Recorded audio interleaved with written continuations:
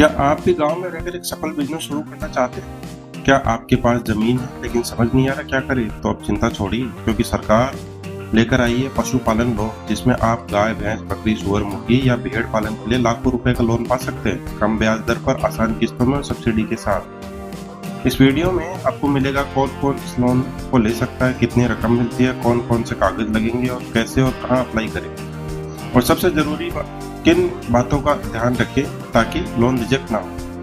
भारत सरकार ने ग्रामीण बेरोजगारी को कम करने और दुग्ध उत्पादन बढ़ाने के लिए पशुपालन लोन योजना की शुरुआत की है।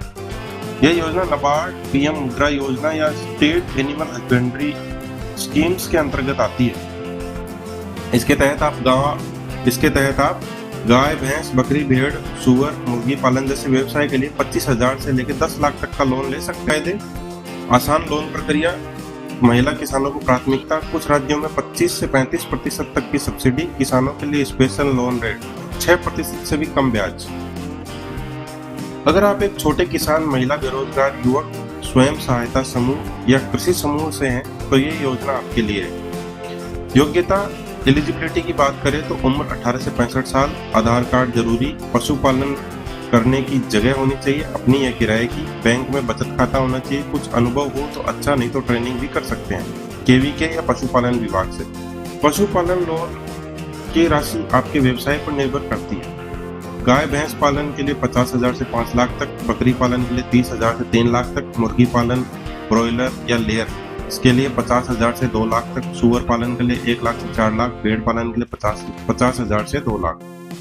अगर आप डेयरी यूनिट लगाना चाहते हैं तो 10 लाख का भी प्रोजेक्ट फाइनेंस हो सकता है।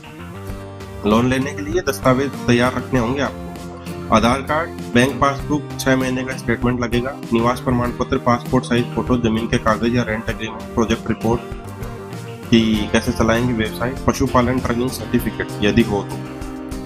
अगर आपके पास सही दस्तावेज है तो लोन अप्रूव होना आसान है। तो आप 2 तरीके से आवेदन कर सकते हैं।